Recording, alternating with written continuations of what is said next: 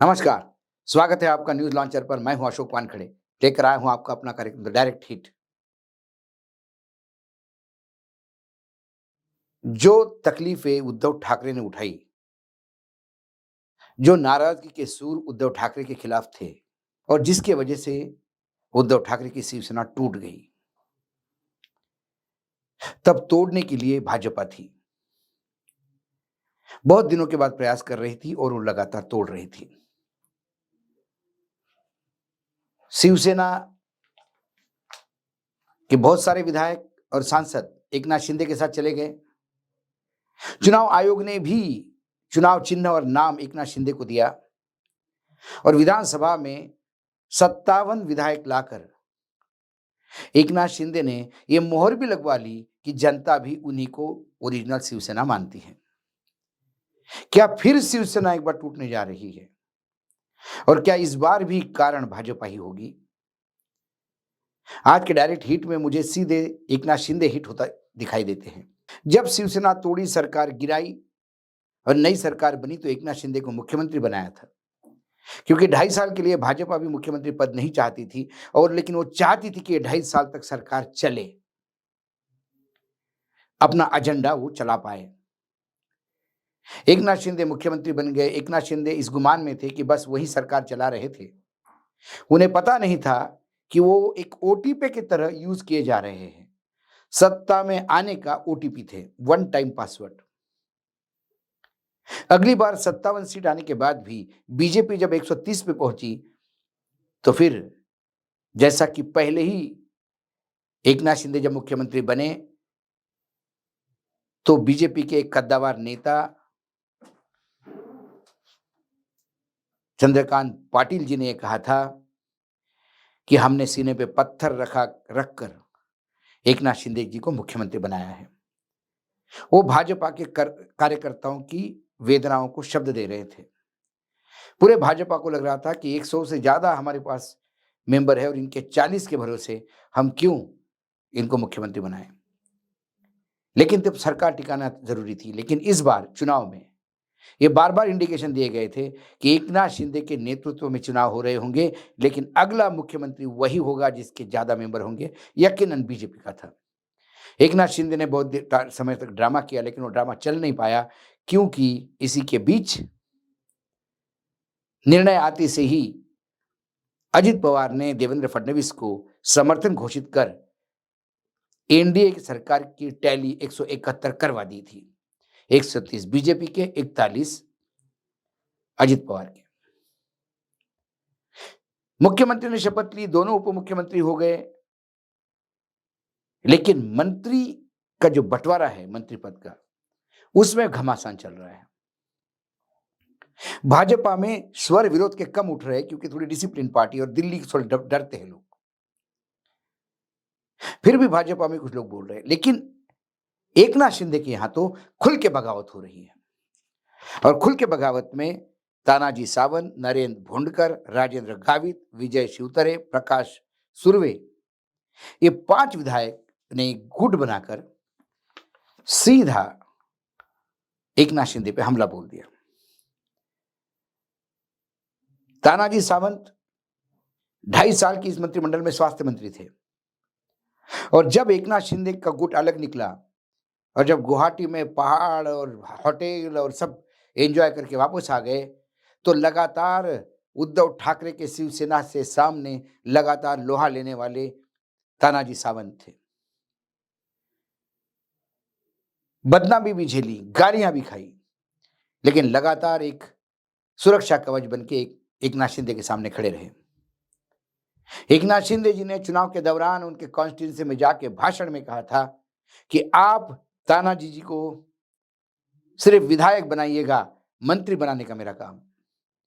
ये सारी बातें होते हुए भी तानाजी सावंत का मंत्रिमंडल में नाम ही नहीं था।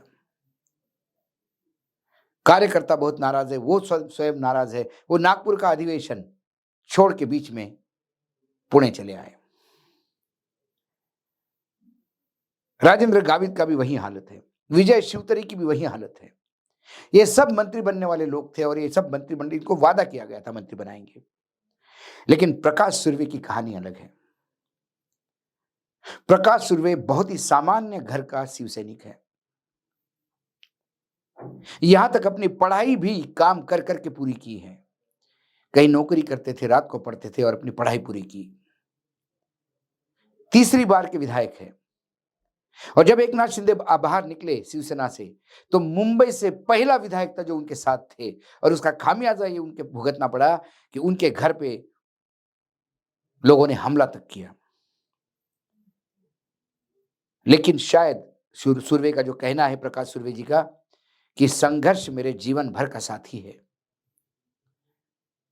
3 बार का विधायक हूं, एकनाथ शिंदे के लिए अथाह संघर्ष किया है। लेकिन पता नहीं जिस मंत्रिमंडल में मुझे स्थान मिलना था वहां क्यों नहीं मिला। इसका जवाब एकनाथ शिंदे ही दे सकते हैं। एकनाथ शिंदे जी ने एक नया फॉर्मूला निकाला। उन्होंने कहा कि 2.5 साल के लिए जो मंत्री बने हैं, 2.5 साल के लिए बने हैं। 2.5 साल के बाद नए मंत्री बनेंगे। वही फॉर्मूला जो बीजेपी ने उद्धव ठाकरे को दिया था, 2.5 साल वाला। लेकिन फिर उसमें दीपक केसकर ने कहा कि 2.5 साल के बाद आप मुझे कोई भी मंत्री बनाएं, मैं नहीं बनूंगा, क्योंकि जो अपमान मेरा हुआ है उसका रेक्टिफिकेशन 2.5 साल मंत्री बन के नहीं, क्योंकि ये बात कभी तय नहीं हुई थी। अब्दुल सत्तार है दूसरे मंत्री, दीपक केसकर भी मंत्री थे, वो भी बहुत नाराज है। अब्दुल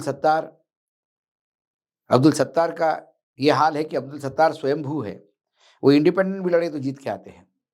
अब्दुल सत्तार ने भी पूरी ताकत के साथ एकनाथ शिंदे का साथ दिया, और मराठवाड़ा में जो खासकर एकनाथ शिंदे को भारी समर्थन मिला, उसमें इनका हाथ था। एक यानी संभाजीनगर जो पुराना औरंगाबाद है, वहां की सीट भी निकालने में अब्दुल सत्तार का बहुत बड़ा हाथ था।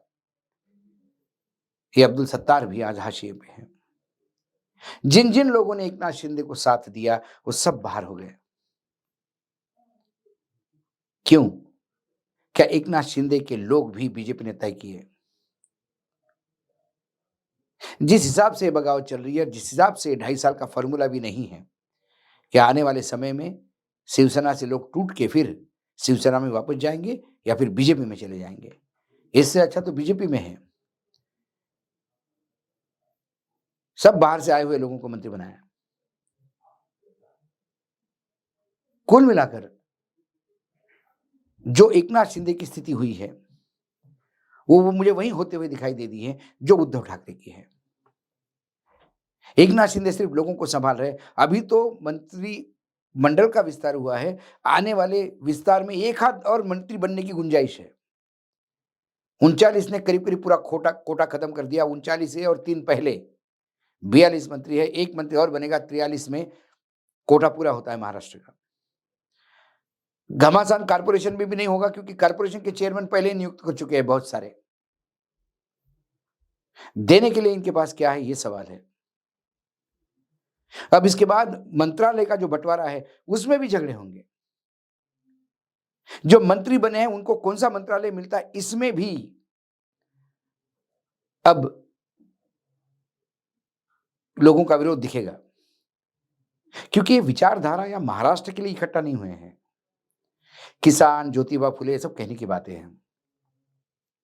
सत्ता का मक्खन खाना है, और सत्ता का मक्खन खाने के लिए अच्छा डिपार्टमेंट चाहिए, अच्छा मंत्रालय चाहिए, मालदार, जहां अच्छा माल काटे। क्योंकि आप बीजेपी के साथ है तो माल काटेगा तो आपको सीबीआई, ईडी, इनकम टैक्स से भी डर नहीं है। और यदि पुराने भी केसेस होंगे तो जैसे अजीत दादा के केसेस में क्लीन चिट मिल गई, वैसे सबको मिलती जाएगी। कुल मिलाकर इन 5 लोगों का इकट्ठा होना और बाकी लोगों का प्रखरता से बोलना, अपने कार्यकर्ताओं को शांत रहने की अपील करना कि समय आने पे बताएंगे क्या करना है, ये जो डायलॉग्स है ये एकनाथ शिंदे के लिए संकेत ठीक नहीं। सीधा एकनाथ शिंदे की पार्टी की बगावत एकनाथ शिंदे को हिट करते हुए दिखाई दे रही है। आज डायरेक्ट हिट में इतना ही। कल फिर आता हूं किसी विषय के साथ। तब तक के लिए नमस्कार। देखते रहिएगा न्यूज लॉन्चर।